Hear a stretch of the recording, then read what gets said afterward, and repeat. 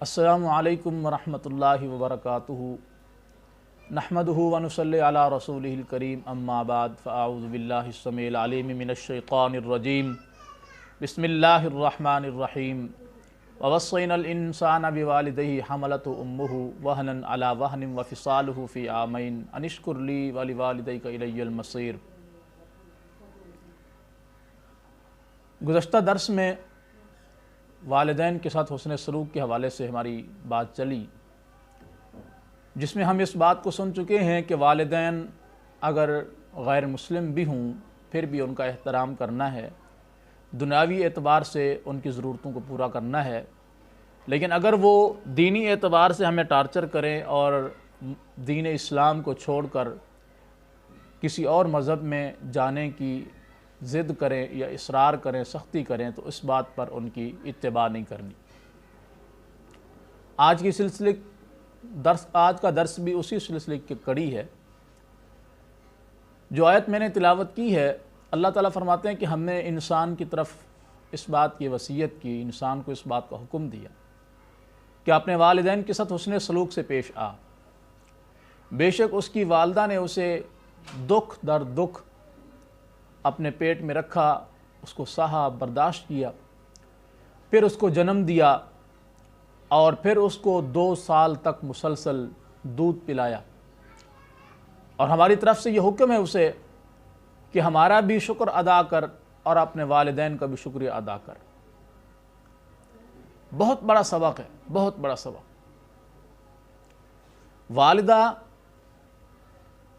اگر چاہتی یا دونوں ماں باپ اگر چاہتے تو بچے کو پیدا ہونے سے پہلے ہی ختم کر سکتے تھے، اگرچہ وہ ان پر گناہ بھی ہوتا، مگر وہ چاہتے تو اس کو دنیا میں ہی نہ آنے دیتے، پہلے ہی اس کو ضائع کر دیتے، مگر انہوں نے اللہ سے اسے مانگا، اللہ نے یہ عطا فرمایا۔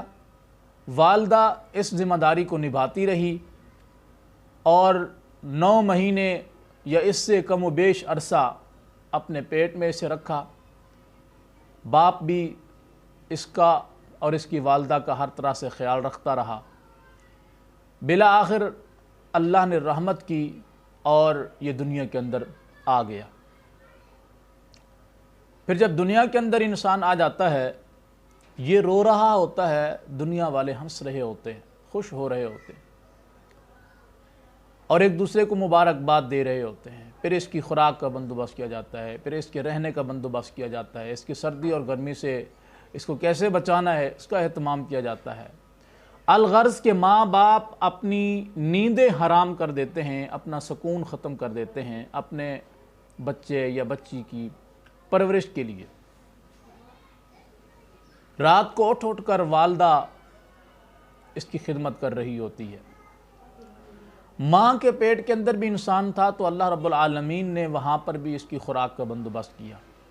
ماں تب بھی اپنے بچے کی خاطر بہت قربانیاں دیتی رہی، بہت ساری چیزیں اس کے کھانے کا دل کرتا تھا، مگر وہ اس وجہ سے نہیں کھاتی تھی کہ کہیں میرے بچے کو نقصان نہ پہنچے۔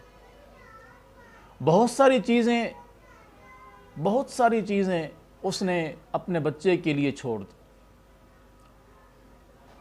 کچھ کھانے کی چیزیں، کچھ پینے کی چیزیں، اور بہت سارے کام اس نے اپنے بچے کی وجہ سے چھوڑ دیے کہ کہیں مجھے کام کاج کرتے ہوئے، کوئی اس طرح کا معاملہ اختیار کرتے ہوئے میرے بچے کو نقصان نہ پہنچے۔ وہ ہر طرح سے اپنے بیٹے کی، اپنی بیٹی کی حفاظت کرتی رہی۔ پھر پیدا ہوا تو پیدا ہوتے وقت جو اس نے تکلیفیں سہی، واللہ بخدا وہ ایک عورت ہی جانتی ہے کہ بچے کو پیدا کرتے وقت اسے کن کن تکلیفوں اور مشقتوں کا سامنا کرنا پڑتا ہے۔ دنیا کی کوئی طاقت ان مصیبتوں اور تکلیفوں کو اس کا شمار نہیں کر سکتی، اس کا اندازہ نہیں لگا سکتی۔ جدید سے جدید ٹیکنالوجی آ گئی ہے، مگر کہیں پر بھی والدہ کو جو درد ذہ ہوتا ہے بچے کی ولادت کے وقت جو تکلیف ہوتی ہے اس کو نہیں ماپ سکی کہ اس کا شمار، اس کی سختی کس قدر ہوتی ہے۔ دنیا کی کوئی ٹیکنالوجی اس کو شمار نہیں کر سکی، اس کو ناپ نہیں سکی۔ یہ ایک ماں جانتی ہے، وہ عورت جانتی ہے جس نے یہ تکلیف سہی ہے۔ اسی لیے اللہ رب العالمین فرماتے ہیں کہ ہم نے انسان کو اس بات کی وصیت کی کہ آپ نے دونوں والدین کا، والدہ کا بھی والد کا بھی احترام کر، ہمارا بھی شکریہ ادا کر کے، اگر ہم چاہتے تو تیرے ماں باپ کو تجھے اولاد عطا ہی نہ کرتے، تیرے ماں کے پیٹ میں ہی تجھے ضائع کر دیتے۔ ہمارا بھی شکریہ ادا کر اور اپنے والدین کا بھی شکریہ ادا کر کہ جنہوں نے تیرے لیے ہر ممکن کوشش کی کہ تو اس دنیا میں آ جائے، اور تو اس بات کا بھی خیال رکھ کہ تیرے والدین نے تیرے ساتھ کتنا حسن سلوک کیا، تیری سردی کا، تیری گرمی کا، تیرے لباس کا، تیری خوراک کا، تیری تعلیم کا بندوبست کیا، یہاں تک کہ خود بھوکے سوتے رہے تجھے پیٹ بھر کر کھلایا، خود پھٹے پرانے کپڑوں میں رہے تجھے بہت کچھ لے کر دیا۔